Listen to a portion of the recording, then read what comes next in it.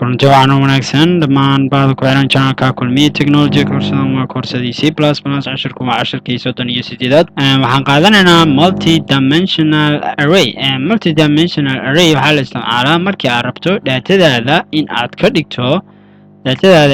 dhigto qaab table ah haddii aad hor soo qaadatay access oo kale ambi kale excel oo Microsoft ka hadlaya office haddii aad hor soo aragtay waa qaab sidaas oo kale sababta ay multi-dimensional array u imaaday waa baahi jirtay oo lagu xaliyo one array hal array ay qaadi weyso multi-dimensional array waa hal array taasoo awood u leh in ay xarayso hal array iyo wixii ka badan waa array lagu dhex shubay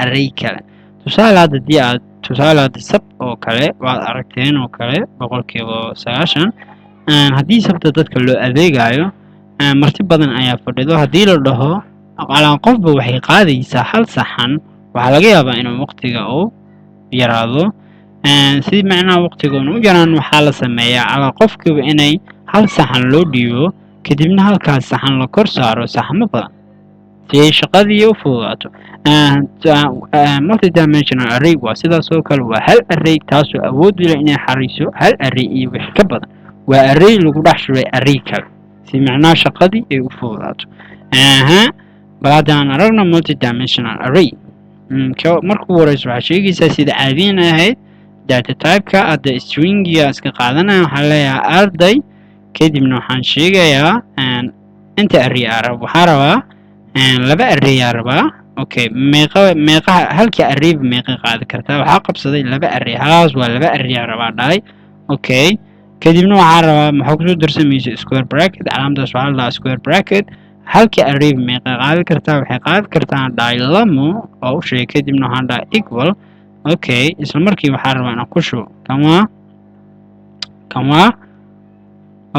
waa hadda halkii array balse waxaan u baahannahay halkan array waxay awood u leedahay inay qaado laba array taasoo arraydaba qaadi karto laba qiimo hadkan waa hal array ilaa hadda wax kuma shubin waa hal array kadib waxaa la semicolon ilaa hadda wax kuma shubin si aan macnaha laba array square bracket waa laba array haddaba meeqa ku jiro laba array waxaa ku jiro laba array kuwaasoo awood u leh iyagana inay qaadaan laba qiimo halkii array meeqa qaadi kartaa laba qiimo kan waa arrayyaasha ay macnaha arraydan ay qaadi karto waxay qaadi kartaa arday wuxuu qaadi karaa laba array waxaana lagu shubi karaa halkii arrayba laba qiimo okay aan ku shubno hadda kan waa hal array kanna waa hal array 1 iyo 2 waa kana laba array arraydan gudaheeda waxaa lagu shubi karaa laba qiimo arraydana laba qiimo waa kana balaan ku shubno hadda anaasi labada halaan diyaarso kadib ayaan qiimaha ku shubaynaa okay waxaan rajaynaynaa ay la socoto balaan ku shubno qiimaha waxaan ku shubaa kale cali kadib waxaan ku shubayaa maxamed okay arraydan hadda meeqa qaadi kartaa laba qiimo waxaan ku shubaa laba qiimo ka badan ma loo ogolo maxaa yeelay waa kana inta ayaa ugu sheegay waxay qaadi kartaa laba qiimo kanna asigana aan wax ku shubo kale okay kanna aan ku shubo asigana hal qiimo ii dhiman maxaan ka dhigayaa ahmed okay si aad ujeedin iyadana waa ku shubay haddii aan rabno inaan soo bandhigno maxaa sameynaynaa haddii aan rabno inaan soo bandhigno sidaa ujeedin marka ugu horeysa waxaan rabnaa inaan soo bandhigno arday okay arday aan rabnaa inaan soo bandhigno ardaygan balse waa hal array taasoo ku dhex jiraan laba array waa hal array oo ku dhex jiraan laba array si macnaha aan ugu sheegno sidaan ugu sheegno waxaan rabnaa inaan soo bahdo haddii aan arday dhaho arday waa hal array oo ku dhex jiraan laba array computerka wuu kugu wareeraa si macnaha aan ugu sheegno waxaan leenahay waxaan rabnaa kan hadda waa kan booskan koowaad waa arrayaasha kanna waa positionka waxaa rabaa soo bandhig arraydaas tan arraydan positionkeeda 0 maxaa yeelay computerka tirada wuxuu ka bilaabdaa eber uu ka bilaabaa laakiin bilaadan annaga waxaa ka bilaabnaa hala ka bilaabnaa okay kan waa positionka arrayda waaye qiimaha maya arrayda positionkeeda okay position waxaa leenahay 0 kadib waxaan leenahay kan waa arrayda. okay kan waa arrayda ila socdaya yaa la wareerin. kan waa qiimaha eberad.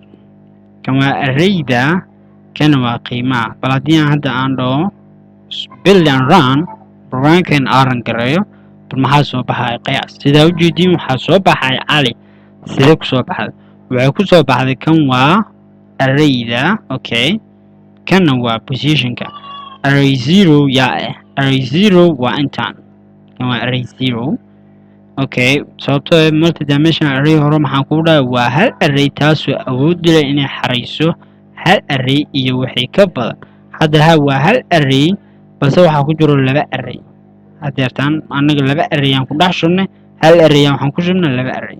okay sidaa u jeedin marka arday waxaan dhahnay array 0 maxaa yeelay laba array ku jirto. arraydii rabnaa inaan soo bandhigno waxaana array 0 inaan soo bandhigno kadib interna inaan soo bandhigno qiimaheerna inaan soo bandhigno waxaana qiimahaas eberad. marka ugu horeeyo tusaale waa adigoo dhahday soo inaad dooro array 0. okay intee kasii doortaa maxaa yeelay array 0 waxyaabo badan ku jiro. waxaa ka doorataa positionka eberad ama qiimaha eberad. waxaa la dooranayaa array 0 waa la doorta. okay halaan waa array 0 dooro. okay halaan waa array 0 dooro. okay intee ka doortaa si aad ugu sheegto meesha uu ka dooranayo ama qiimaha uu soo bandhigayo waxaa ku daraysaa square bracket kadibna positionka artaa ku daraysaa. hadda waxaana eber cali soo saarayaa. haddii aan hal dhaho muxuu soo saarayaa hadda bal qiyaas. wuxuu soo saaray maxamed waana sax. okay waxaan kaa rabaa inaad soo saarto iqro bal isku day. waxaan kaa rabaa inaad soo saarto iqro bal isku day sidee u soo saari lahayd. marka ugu horeyso waxaa samaynaysaa keliya horta iqro waa arrayde. kan waa array 0 waaye maxaa yeelay waxaa ku jiro keliya cali iyo maxamed. iqrona waxay ku jirtaa array 1 waa kana array 1. okay iqro intay ku jirtaa array 1 inta maxaa ka dhigayaa array 1. kanna maxaan leeyahay iqro positionkay ku jirtaa. okay waa array 1 laakiin positionkay ku jirtaa position 0. intana waxaa ka dhigayaa position 0 kadibna waxaa leeyahay build and run. okay build and run waxaa soo baxay waa sida ujeedin waxaa soo baxay iqro. haddii aan rabo inaan soo bandhigo axmed oo kale haddii aan rabo inaan soo bandhigo maxaa sameynaya. okay arrayda waa arrayda inta axmed arraydu ka tirsan yahay wuxuu ka tirsan yahay arrayda koowaad maxaa yeelay kan waa array 0 kanna waa array 1. array 1 positionkeeda koowaad yaa haysto waxaa haysto iqro. positionkeeda eberaad aan dheh waxaa haysto iqro. positionkeeda koowaadna waxaa haysto axmed. sidaa darteed marka kan waa position koowaad aan leenahay waxaa soo baxaya axmed. okay sidaa ujeedin waxaa soo baxay axmed. okay hadda waxaan kaa rabaa inaad ku ceshitid maxamed.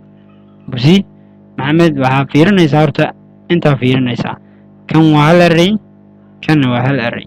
axmed arraydu ku tirsan wuxuu ku tirsan yahay array 0. array 0 maxamed yaa dheh maxamed intuu ku tirsan yahay array 0 position koo fadhaa intaa ka tirinaysaa xaalada 0 kanna waa 1. intaa imaanaya markaa yaa qaabilsan arrayaasha waxaa qaabilsan squarekan bracketkan calaamadana qaabilsan qaybta arrayaasha. array 0 aa leedahay. okay qiimahee rabaa waxaa rabaa qiimahan maxamed waa 1 munu fadhaasa. okay aan dhaho build. sidaa ujeedin wuxuu soo saaray maxamed. okay waxaa kaloo kaa rabaa inaad soo saarto iqro bubsi. okay iqro waxaad marka hore fiirinaysaa inta kan waa array 0 kana waa array 1. iqro intay ka tirsan tahay waxay ka tirsan tahay array 1. array 1 ay ka tirsan tahay kana xalino kana qaabilsan arrayaasha array 1 inta waxa ku bedelanaa array 1. okay waa soo noqonayna xalina iqro waa array 1 halaas waa isla faana balse intay booskay taala waxay taalaa booska eberad. inta amaanana waxa ku bedelanaa boos 0. okay build and run. sidaa ujeedin waxaa soo baxay iqro. cashirkeenana intaas ayuu nagu egyahay. videoga like saar channelkana subscribe saar si aad ugu soo biirtid bahda kulmiye technology. mahadsanid.